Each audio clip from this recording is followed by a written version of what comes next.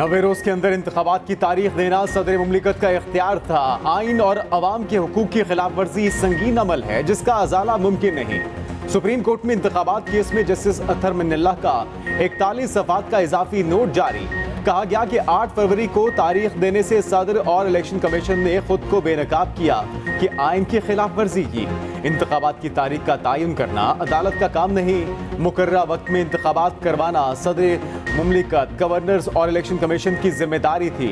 इंतखाबात ना करवाकर अवाम के हुकूक की खिलाफ वर्जी साबित हो चुकी।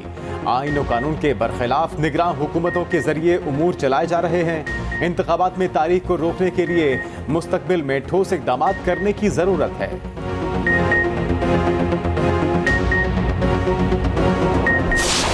मैं अल्हम्दुलिल्लाह झूठ नहीं बोलता।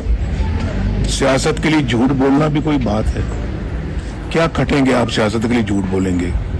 यहाँ तो आप शायद आपको हुकूमत मिल जाए, उधर जाके क्या मिलेगा आपको? अवाम को धोखा दें, गलत बातें करें, झूठ बोलें और गलत कमिटमेंट करें, गलत वादे करें, सब्ज बाग दिखाएं और फिर कौमी सतह पे ये काम करें। आप कौम को धोखा दें और फिर ये तवक्को करें कि अल्लाह माफ कर देगा। अल्लाह माफ नहीं करता। सिंध में कोयले से बिजली की पैदावार हमने शुरू की। मेहनत करके मुल्क से लोड शेडिंग का खात्मा किया। हमने 11,000 मेगावाट बिजली सिस्टम में शामिल की। मैं सियासत के लिए झूठ नहीं बोलता। 20-20 साल के नामुकम्मल मंसूबे हमने मुकम्मल किए। कायद नून लीग का मरी में कारकुनान से खिताब। नवाज शरीफ ने कहा हमने पाकिस्तान को डिफॉल्ट होने से बचाया। पाकिस्तान को ग्रे लिस्ट से निकालकर वाइट लिस्ट में लेकर आए। गुज़श्ता दौरे हुकूमत में मुल्क में तबाही फेर दी गई।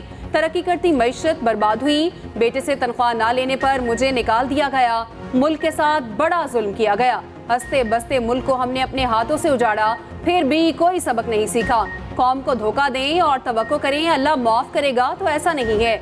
मरियम नवाज कहती हैं नवाज शरीफ को 4 साल मुल्क से दूर रहना पड़ा। मौका मिला तो मरी की तकदीर बदल देंगे। 4 साल जब ये मुल्क से दूर रहना पड़ा, जो इस मिट्टी से जिसने जन्म लिया, जिसने इस मिट्टी की खिदमत की, जिसने इस मुल्क को अल्लाह के फजलो करम से रहने वाले वक्त, आने वाले हर वक्त के लिए एटमी ताकत बना के महफूज कर दिया, अल्लाह ताला ने ये खिदमत इनसे ली। तो अगर सही मायनों में पाकिस्तान का कोई लीडर जिसको हम ये कह सकते हैं कि वो इस मिट्टी का बेटा है, तो वो ये है। सिंध का कोयला 1991 में दरियाफ्त हुआ था। 1993 में पीपल्स पार्टी की हुकूमत आई और थरकोल अथॉरिटी बनाई। नवाज शरीफ के बयान पर मुराद अली शाह का रद्द-ए-अमल। कहा सिंध से कोयले से बिजली की पैदावार हमने शुरू की। कोयले से बिजली पैदावार का 80% क्रेडिट थर के लोगों, 5% नवाज शरीफ को दूंगा।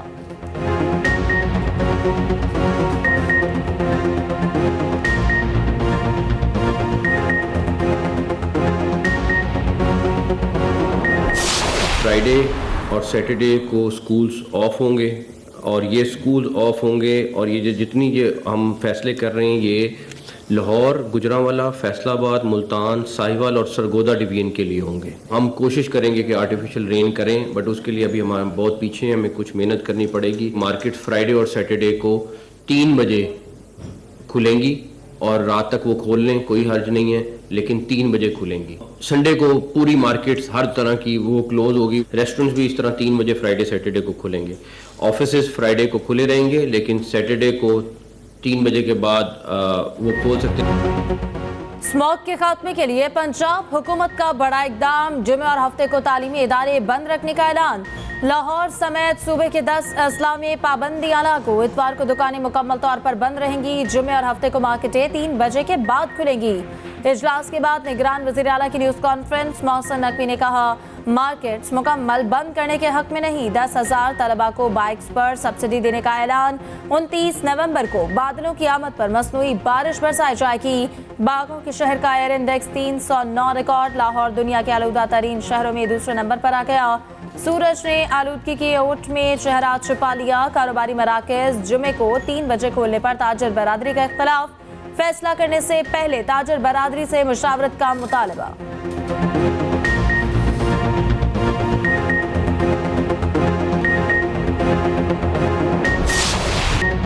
तहरीक इंसाफ का बल्ले का इंतखाबी निशान बरकरार, इंट्रा पार्टी इंतखाबात का लदम करार।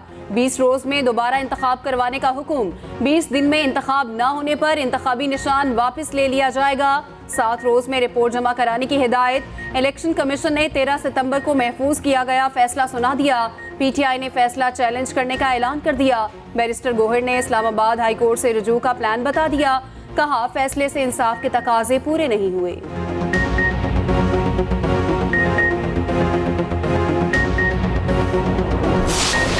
£190 मिलियन के चेयरमैन पीटीआई के जिस्मानी रिमांड में 4 रोज की तौसी। बुशरा बीबी की भी उबूरी जमानत 29 नवंबर तक मंजूर। साइफर केस में चेयरमैन पीटीआई को मंगल को अदालत पेश करने का हुक्म। शाह महमूद कुरैशी को भी अदालत लाने की हिदायत। ट्रायल 29 अगस्त से पहले की पोजीशन से आगे बढ़ेगा। आज चेयरमैन पीटीआई को अदालत पेश न किया गया। उधर चेयरमैन पीटीआई और शाह महमूद कुरैशी की जमानत की दरखास्तों पर समाअत एटीसी ने समाअत 28 नवंबर तक मुलतवी कर दी।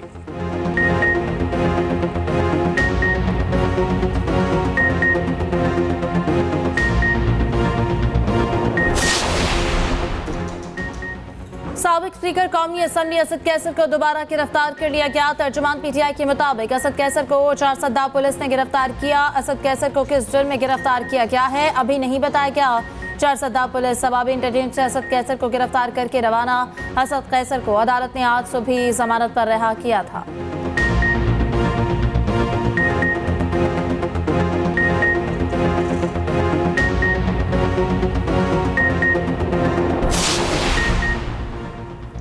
कराची वालों के लिए बुरी खबर, बिजली फिर महंगी के इलेक्ट्रिक सारिफीन पर ₹1.52 फी यूनिट के इजाफी सरचार्ज आयद। वफाकी हुकूमत की दरख्वास्त पर नेपरा ने मंजूरी दे दी।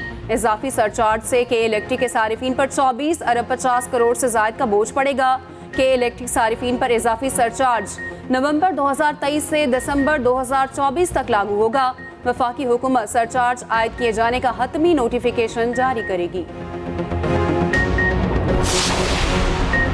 खबरदार होशियार, अद्वियात मजीद महंगी होने का खदशा। निगरान वजीर खजाना डॉक्टर शमशाद अख्तर की ज़ेर सदारत इक़्तिसादी राब्ता कमेटी का इजलास आज होगा। ECC 262 अद्वियात की कीमतों में इजाफे की समरी पर दोबारा गौर करेगी। 262 अद्वियात की कीमतें 15 से 125% तक बढ़ाने का मामला ज़ेर गौर आएगा। ECC ने 2 मरतबा वजारत सेहत और ड्रैप की समरी पर एतराज़ात किए।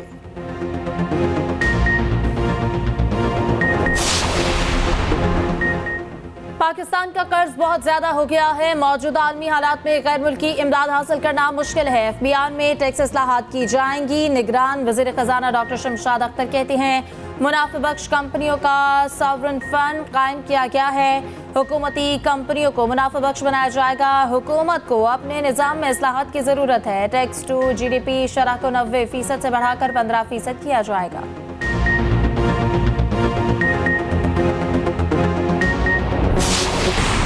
इसराइल जंगबंदी में ताखीरी हरबे इस्तेमाल करने लगा। अमल दरामद कल तक मौखर। जुम्मे से कबल किसी कैदी को ना छोड़ने का ऐलान।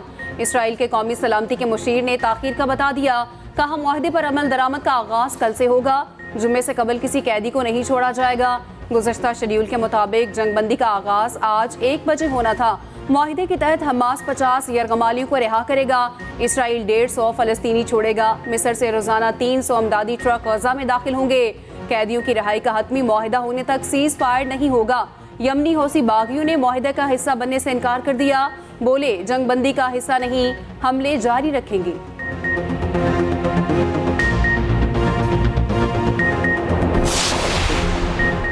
जंगबंदी पर इत्तेफाक के बावजूद इसराइल की सफाकियत जारी। फोर्सेस अस्पतालों और पनागुज़ीन कैंप पर टूट पड़ी। जबालिया कैंप पर बारूद की बारिश। 52 फलस्तीनी शहीद। एक रोज में 100 से जायद शहादतें रिपोर्ट। शोहदा की मजमूई तादाद 14,532 हो गई। जख्मियों को ले जाने वाली एम्बुलेंस पर मिसाइल दाग दिए। सिहूनी फौज के लुबनान में भी हमले। 5 अफराद शहीद। हिजबुल्लाह रहनुमा का बेटा भी निशाना बन गया। खान यूनिस में इमारत को उड़ा दिया गया। 111 फलस्तीनी इज्तिमाई कब्र में सुपुर्दे खाक। इस्राइली हमलों में बच्ची अपने खानदान से महरूम। बच्ची ने रोते हुए कहा कि मेरे खानदान में कोई नहीं बचा। वीडियो ने देखने वालों के दिल दहला दिए। इस्राएली सफाकियत के जवाब में हमास की कार्रवाइयां जारी। गाजा की गलियों में सेहूनी गाड़ियां चुन चुन कर उड़ाई जाने लगी। अल-कुद्स ब्रिगेड ने 11 इस्राएली फौजी गाड़ियों को तबाह कर दिया। शिमाली गजा के 5 इलाकों में इस्राएली काफिलों को निशाना बनाया गया। फौजी सुरंगों के करीब जाने से घबराने लगे। गुज़िश्ता रोज एक कमांडर को जहन्नम वासिल किया गया। अब तक मुतअद्दिद टैंक उड़ाए जा चुके।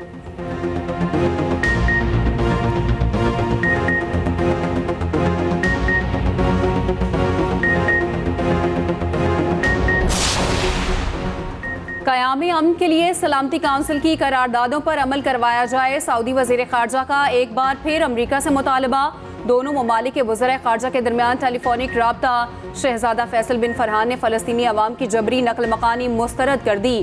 पोप फ्रांसिस ने गजा की तबाहकुन सूरत हाल दुनिया के लिए सबक करार दे दी। कहते हैं गजा में जंग नहीं दहशतगर्दी जारी है। मैक्सिकन अदाकारा को फ़लस्तीन के हक में पोस्ट करने पर हॉलीवुड फिल्म से निकाल दिया गया। मलेशिया ने इसराइली जुल्म के खिलाफ आवाज़ उठाई। हिदायतकारों ने तासुब का मुजाहरा किया।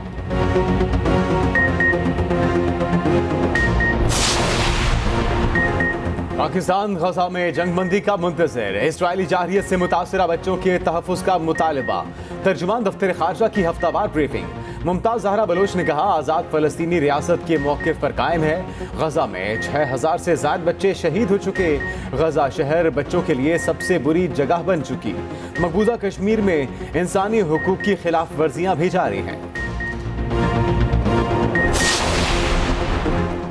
इस्लामाबाद में गजा मार्च, हजारों बच्चों की शिरकत। अमीर जमात इस्लामी सिराजुल हक ने खिताब किया। कहा, पूरा फलस्तीन कब्रिस्तान बन गया। चाहते हैं जालिम को सजा मिले। पूरी दुनिया गजा के साथ। हमारे हुक्मरान बुज़दिली की तस्वीर बने हुए हैं। मुसलमान हुक्मरानों को तारीख माफ नहीं करेगी। इसराइल की तमाम मसनूआत का बायकॉट किया जाएगा। फलस्तीनियों के लिए पैगाम है, हम आपके साथ हैं।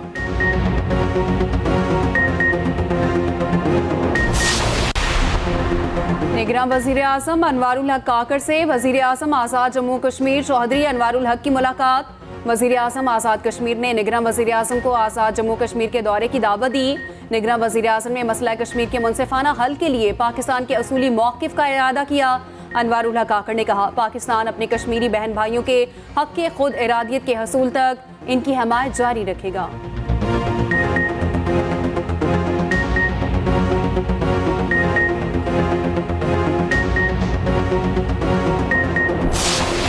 मुल्क की मईशत बेहतरी के रास्ते पर चल पड़ी। पाकिस्तान स्टॉक एक्सचेंज में जबरदस्त तेजी। 701 पॉइंट्स का इजाफा।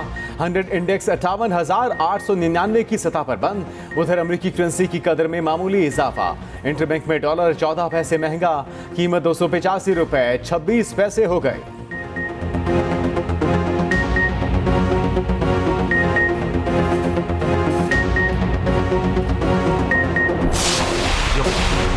कराची में लूटमार की दास्तान। रकम करने वाले डीएसपी के खिलाफ एक्शन। उमैर तारिक बजारी के खिलाफ महकमाना कार्रवाई शुरू। मुअत्तली के नोटिफिकेशन में डकैती के मुकदमे का हवाला शामिल। मुलजिम सिटी कोर्ट पेश। 1 रोजा रिमांड दे दिया।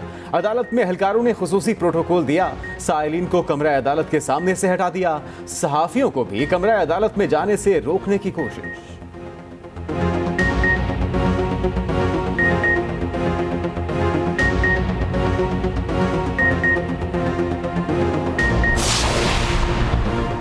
लाहौर डिफेंस में कार की टक्कर से 6 अफराद की हलाकत। अदालत ने मुलजिम अफनान को 5 रोज का जिस्मानी रिमांड दे दिया।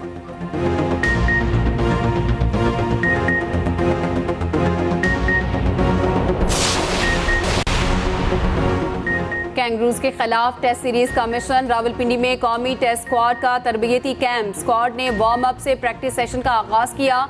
सरफराज अहमद ने विकेट कीपिंग और स्लिप फील्डिंग की प्रैक्टिस की। टेस्ट स्क्वाड में मजीद 3 बॉलर्स शामिल। समीन गुल, अली शफीक, मोहम्मद अली कैंप में तलब। शाहनवाज धानी फिटनेस मसाइल की वजह से फारिग। बाबर आजम, उस्मान कादिर, सरफराज अहमद को और इमामुल हक की शादी में शिरकत की इजाज़त। तीनों क्रिकेटर्स को कल कैंप में शामिल होने की हिदायत।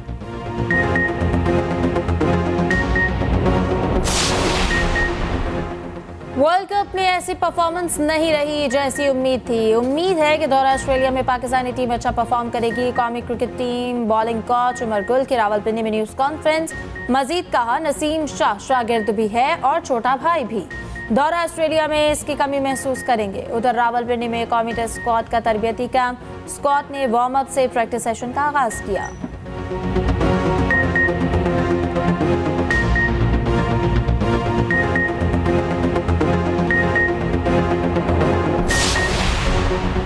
पाकिस्तान और नीदरलैंड की सीरीज मुलतवी। T20 सीरीज आइंदा साल शेड्यूल थी।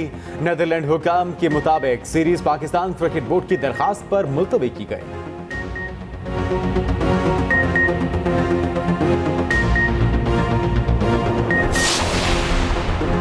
शादियों के सीजन में कौमी क्रिकेटर्स ने तैयारियां पकड़ ली। इमामुल हक और फहीम दुल्हनिया की शादी की तकरीबात जारी। इमामुल हक ने पाकिस्तानी नयाब नॉर्वेजन अनमोल महमूद को जीवन साथी चुना। निकाह 25 और वलीमा 26 नवंबर को होगा। फहीम अशरफ दुल्हन लेने नारोवाल जाएंगे।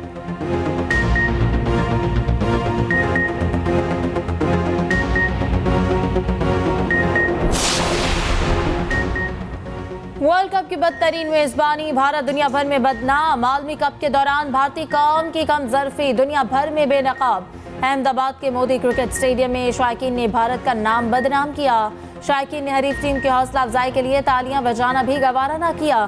फातह खिलाड़ियों की फैमिलीज को भारतीय इंतहा पसंद मद्दाहों ने रेप की धमकियां दी। भारतीय टीम के खिलाड़ी अवार्ड की तकरीब में शिरकत के लिए भी न रुके।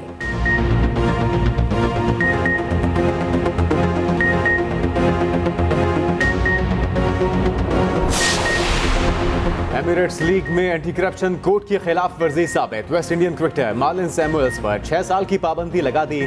मार्लिन सैमुअल्स किसी किस्म की क्रिकेट सरगर्मियों में हिस्सा नहीं ले सकेंगे। आईसीसी के मुताबिक मार्लिन ने 20 साल इंटरनेशनल क्रिकेट खेली। वो एंटी करप्शन कवायद से वाकिफ थे।